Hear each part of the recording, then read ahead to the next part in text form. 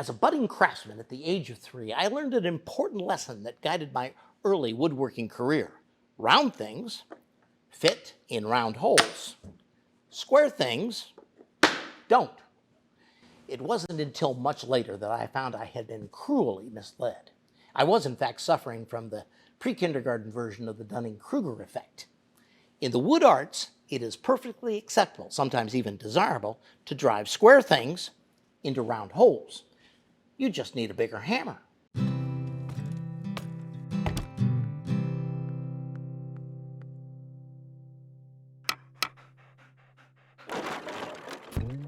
Ow. In the early 19th century, craftsmen rebelled against the gaudy, awkward, over-designed furniture of the Victorian age. Craftsmen such as Gustav Stickley and the Green Brothers began to design furniture with simple, elegant lines. The wood joinery also became part of the design. It was, in fact, prominently displayed to demonstrate the skill of the craftsman who made it. This was called frank joinery because it was right in your face, and it came to be known as the craftsman style, or mission furniture. Among the most prominently displayed joints in craftsman furniture were the mortise and tenon joints, and frequently these joints were pegged. That is, the craftsman drove a wooden peg through the mortise and tenon to lock them together. This type of joinery had been around long before Stickley and Green began using it, of course. Wooden pegs, also called trenails or trunnels, had been in use for thousands of years. Carpenters and craftsmen bored holes through the assembled mortise and tenon. Then they drove the pegs through the holes. One end was round to help start the peg. The other end was square. The square corners wedged themselves so tight that they could only be removed by an act of Congress. One of the first rules in pegging a mortise and tenon joint is the peg must be harder, preferably a lot harder, than the wood into which it's being driven. This is why so many pegs are made from hickory. Hickory is one of the strongest and densest of woods, and it's widely available. There are almost 20 species worldwide.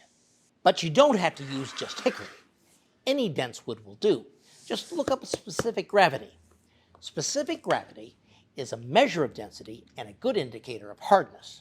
You can find the specific gravities of hundreds of wood species in the Wood Handbook from the U.S. Forest Products Laboratories.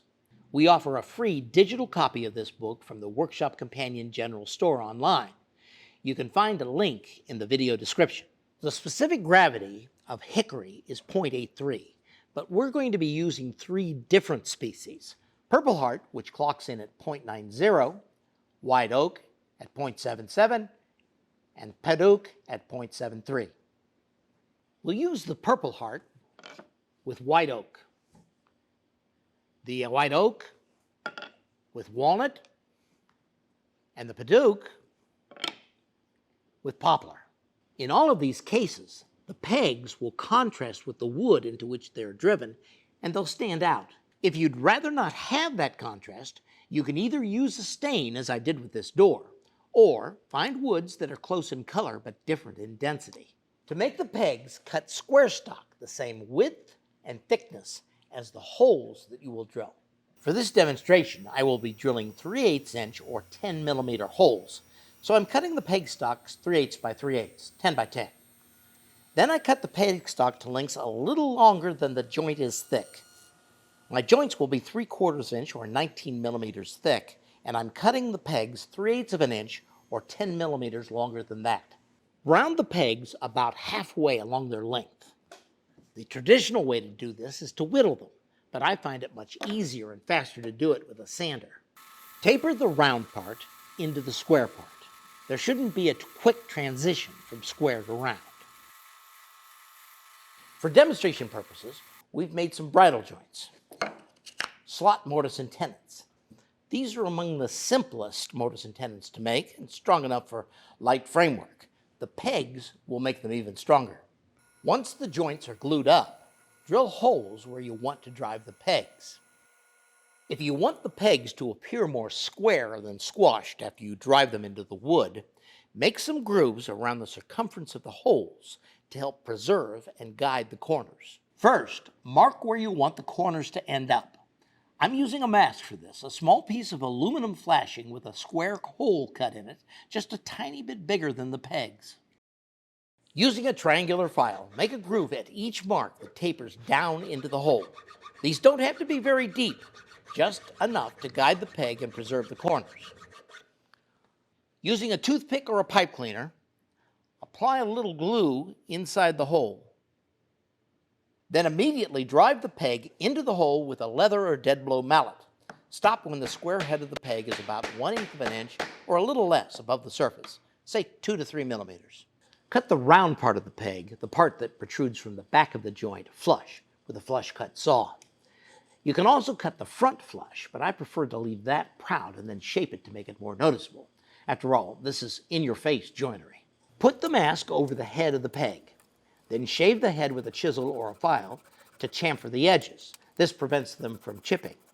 The metal mask prevents you from accidentally scratching or cutting the surface of the frame as you do this. I occasionally amend this procedure by not driving the pegs all the way through the joint, just through one side of the mortise and partway into the tenon. I have also done it without glue, just pegging the mortise and tenons together. And here are 3 different pegged mortise and tenon joints using 6 different woods. Well, 5 actually, since we used white oaks for the pegs in one of the joints and for the frame parts in another. And here is what the joints look like when used on an actual piece of Craftsman-style furniture. This is a bookcase that I built with another craftsman, Jim McCann, for one of my books. As you can see, we used those pegged mortise and tenons sparingly.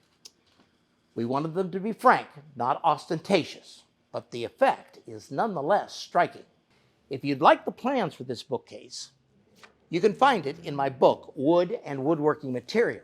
It's available from the Workshop Companion General Store, and the link is in the description.